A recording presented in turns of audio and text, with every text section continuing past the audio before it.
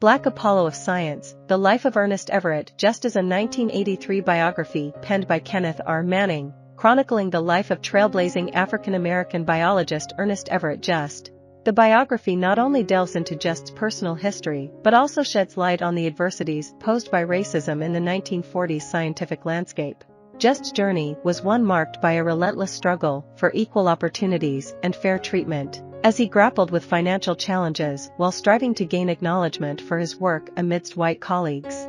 Manning, the author of the biography, is an African-American scholar and writer, currently holding the position of Thomas Malloy Professor of Rhetoric and the History of Science at MIT. Ernest Everett Just was born in South Carolina in 1883, his origins modest. His father, Charles Fraser Just Jr., worked as a dock laborer, while his mother Mary pursued a career in teaching. Tragedy struck early, with Just's father succumbing to alcoholism when he was just 4, and his grandfather passing away in the same year. Left to raise Just and his 2 younger siblings alone, Mary persisted in her teaching and supplemented her income by toiling at a phosphate mine on James Island. Over time, her efforts led to the establishment of a community of black families on the island, which today is named Marysville in honor of her. Just's childhood was fraught with challenges. A protracted battle with typhoid left him physically and mentally debilitated. While he had acquired literacy prior to falling ill, he had to painstakingly relearn everything post-recovery, facing great difficulty in doing so. His mother made valiant attempts to re-educate him, but even she eventually desisted. Nonetheless, Just persisted in his efforts, determined to regain his knowledge. Eventually, he managed to read a page of text independently, a moment that felt miraculous to him. However, he harbored this achievement as a secret for over a month, hurt by his mother's abandonment of his education.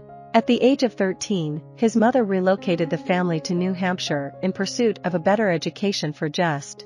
In the South, opportunities for higher education for black students were scant, with only a few public institutions open to them.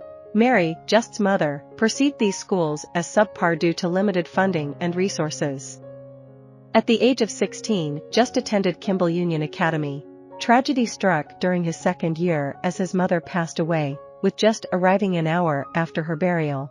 Despite this devastating loss, he demonstrated remarkable perseverance, completing his studies in 3 years instead of the standard 4. Subsequently, Just enrolled in Dartmouth College, where his interest in biology ignited after reading a scholarly article on egg fertilization and development. Excelling in his studies, he ranked among the top students and gained admission to Phi Beta Kappa.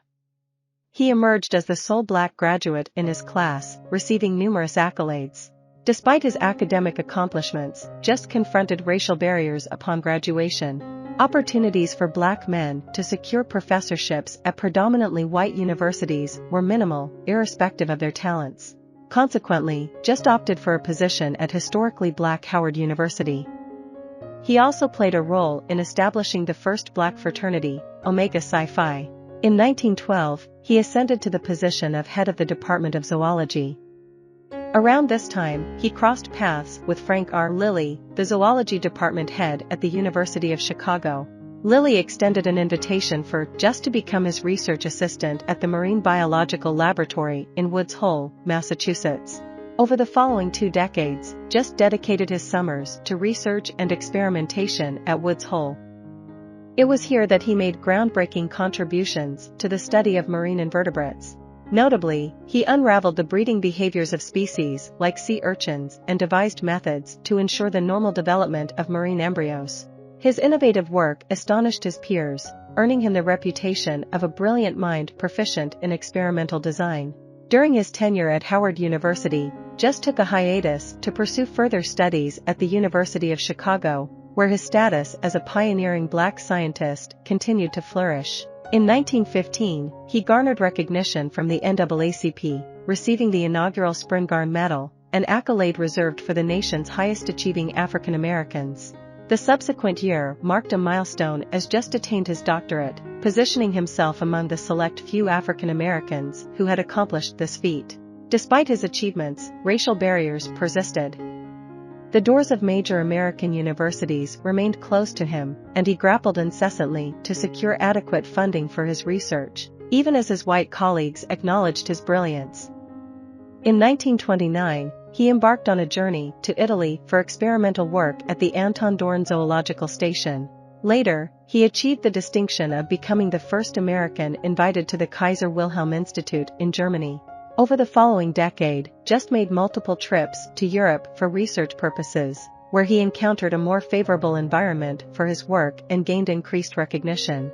Throughout his career, Just published over 70 papers and authored 2 books, Basic Methods for Experiments on Eggs of Marine Animals and The Biology of the Cell Surface, both in 1939.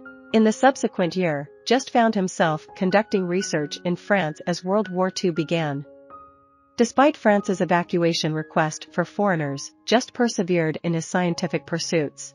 Upon the German army's invasion, he was briefly interned in a prisoner-of-war camp.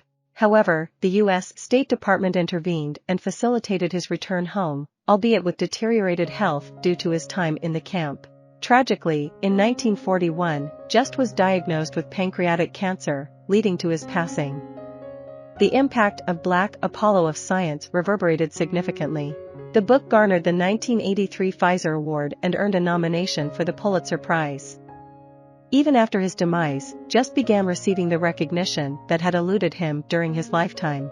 The American Society for Cell Biology established an award in his name, and international symposia were dedicated to his legacy. I hope you enjoyed this video. Leave a like if you did and be sure to subscribe. Thank you.